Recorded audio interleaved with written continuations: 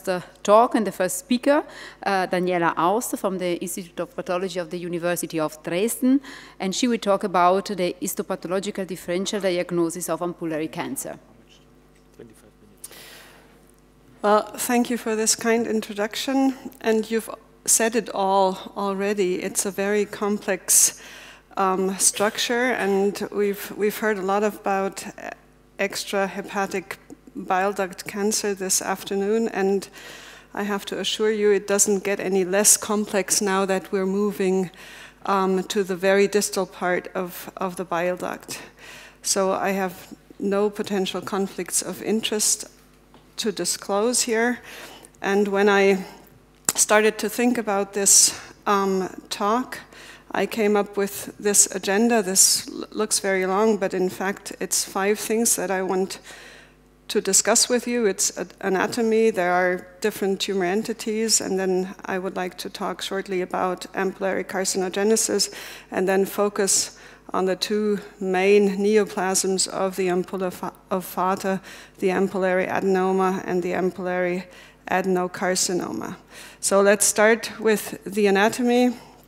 As Professor Esposito already alluded to, it's a very complex anatomical structure, the papilla of Vater, where the pancreatic duct, the common bile duct, and the duodenum meet, and the normal anatomical situation would be that the common bile duct and the pancreatic duct form a common channel which is surrounded by musculature, which is called the sphincter oddi, and here is the duodenum. Histologically, this looks like that. There's duodenum here, then there's this protrusion, the papilla of Vater, and which then sinks into the ampullary segment.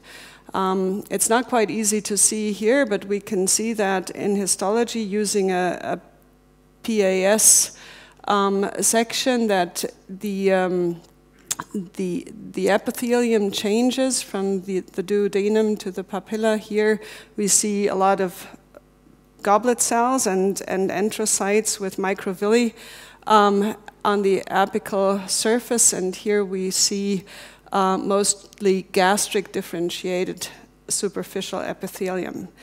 So, but it's not always like that.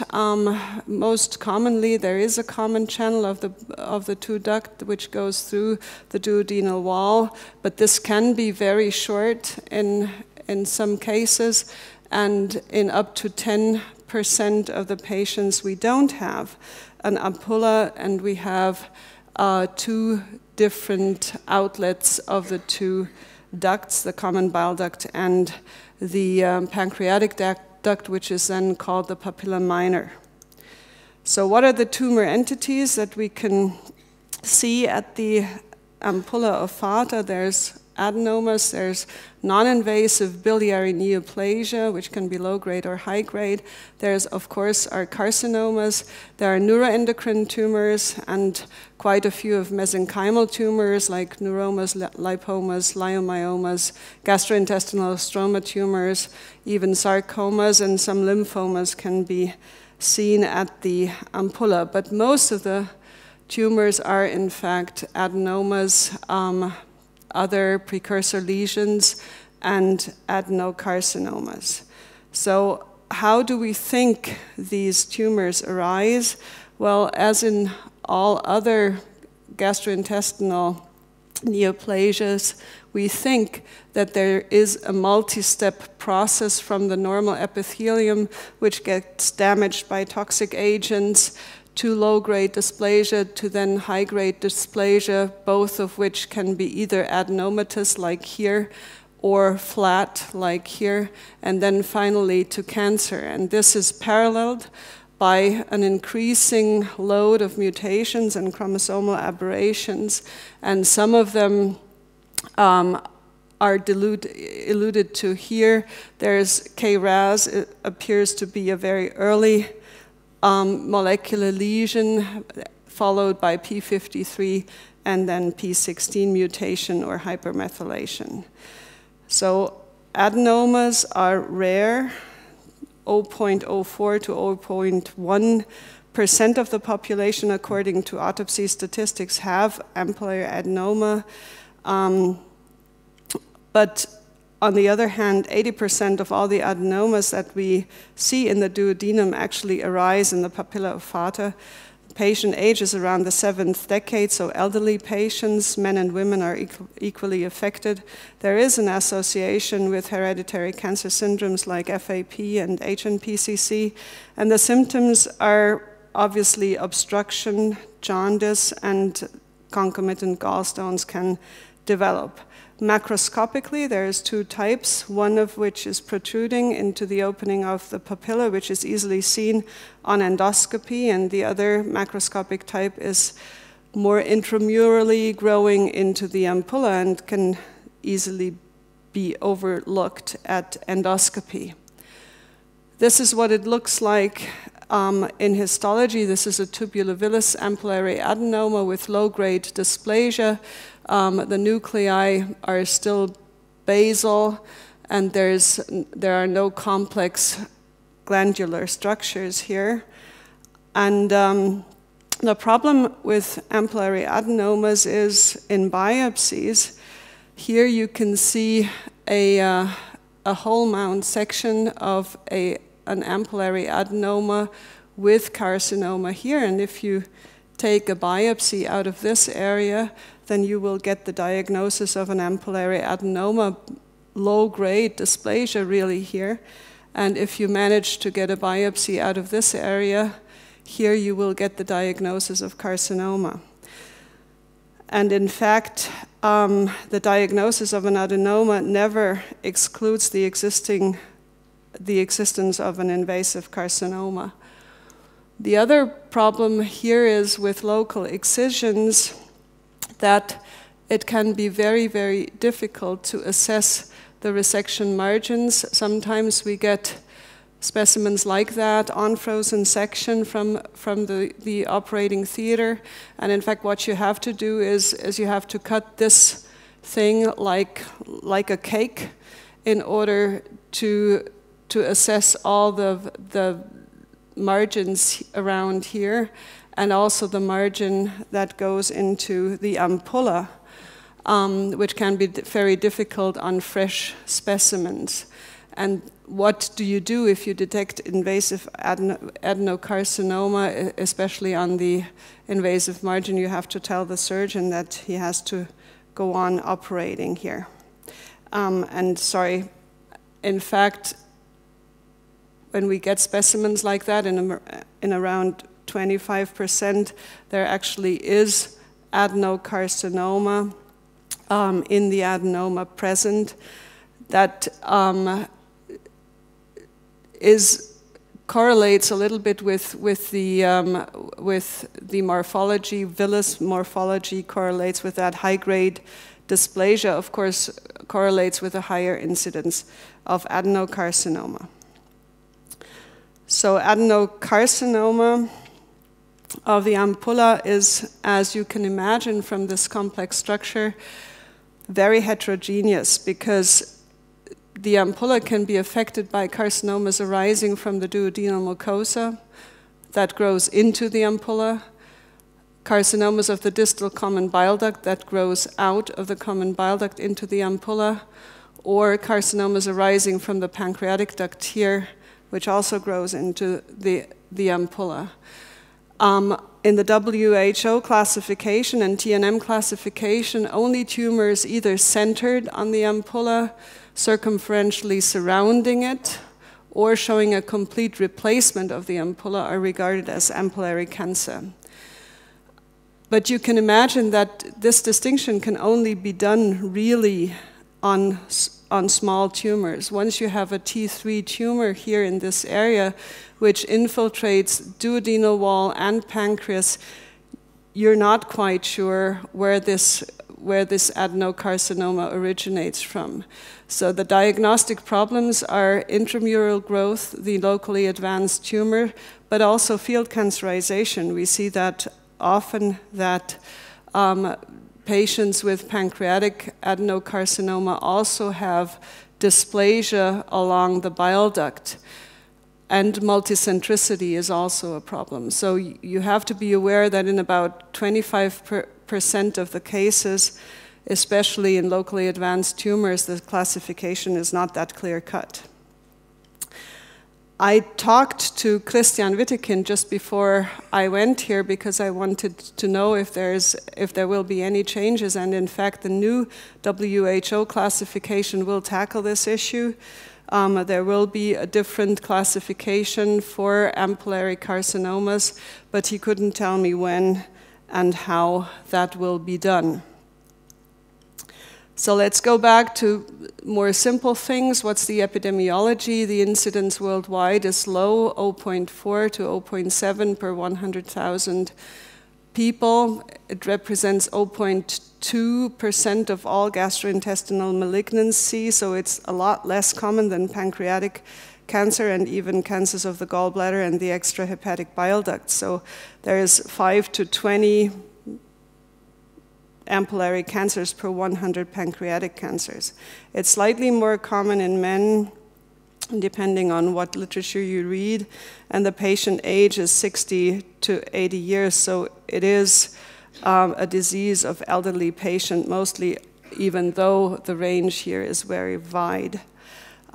There is an association, as in adenomas, with familial adenomatosis polyposis, with HNPCC, and also with Gardner syndrome.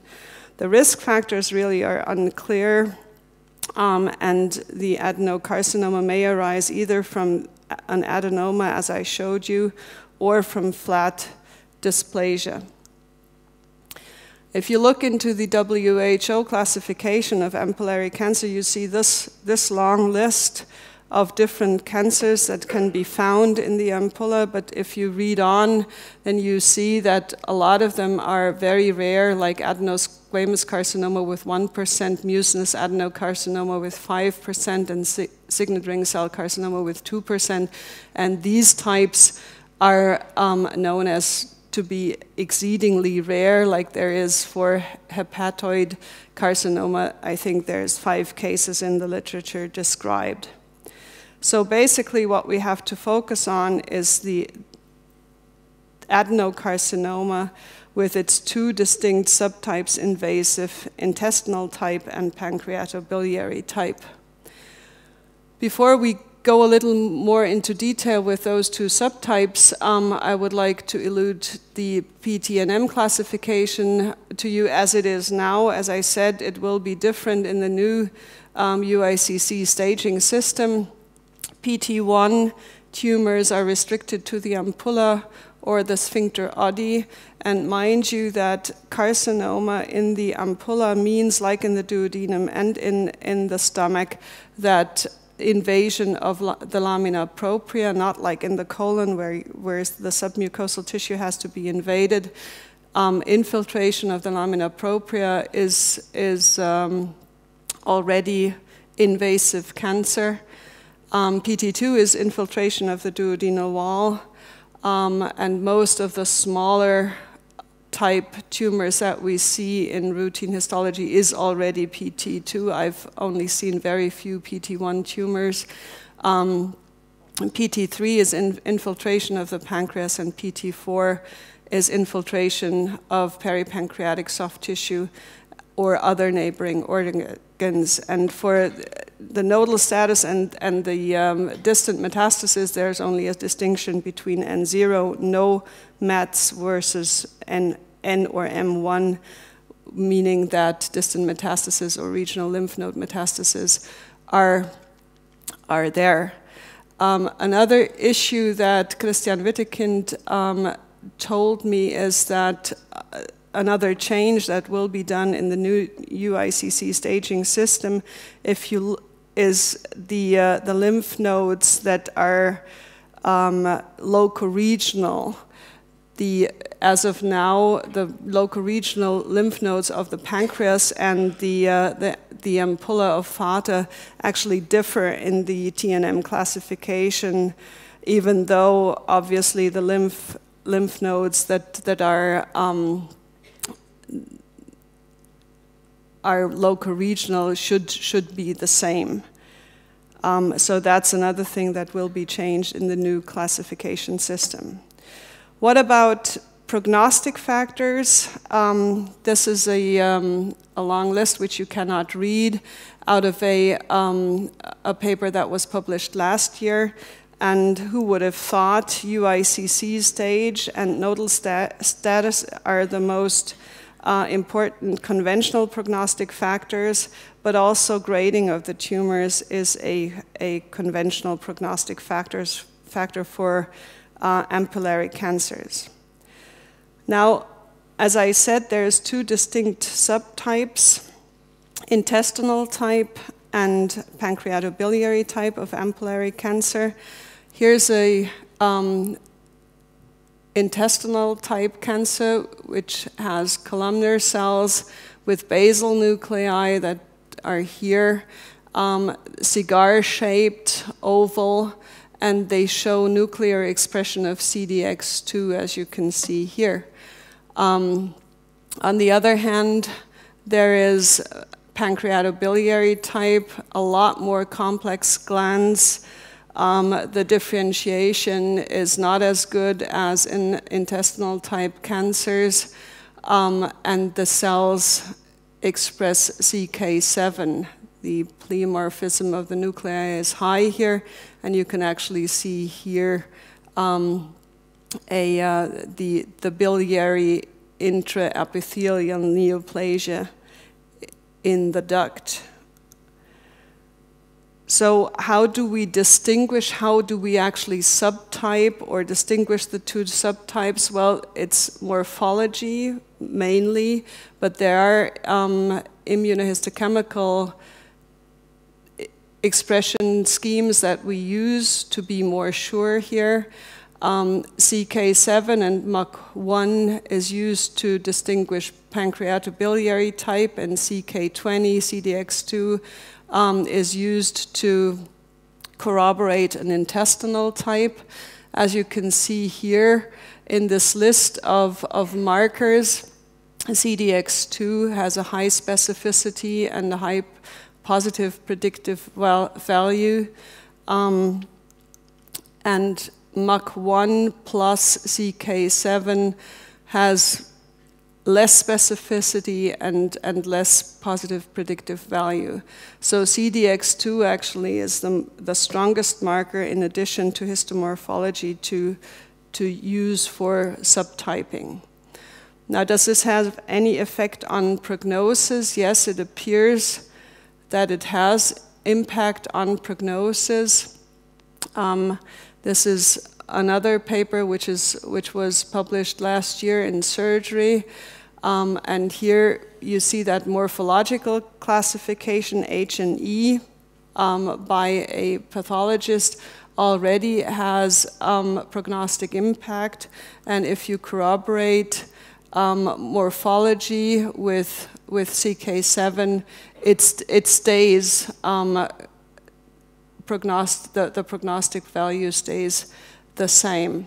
So there is a correlation between subtype and prognostic factors. If you look at the overall survival of the two different subtypes in correlation to pancreatic adenocarcinoma, you can see here if you correlate PDAC, pancreatic ductal adenocarcinoma, to papillary carcinoma, there is a clear distinction. Papillary carcinoma, or carcinoma of the ampulla of Vater, has a better overall prognosis.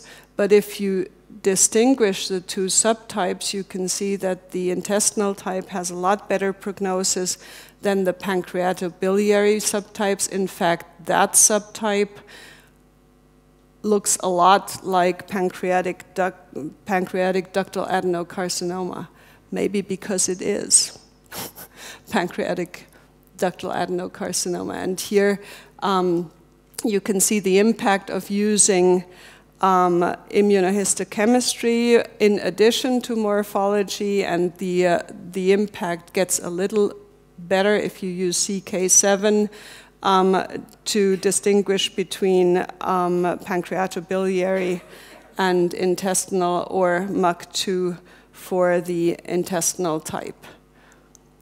So in conclusion, as was said by the chairwoman in the beginning, the ampulla of Vater is a complex anatomical structure in which the pancreatic duct, the common bile duct, and the duodenum meet.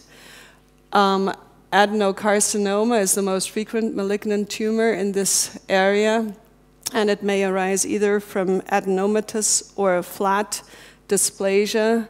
The conventional prognostic markers are, as they are for almost all other tumors, UICC stage, the nodal involvement, and grading.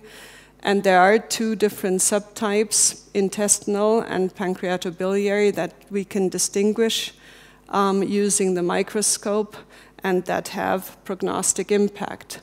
And that's me trying to figure out whether it's intestinal or pancreatobiliary subtypes, and sometimes I can't do it by myself. So I have good reference pathologists here, and I thank you for listening.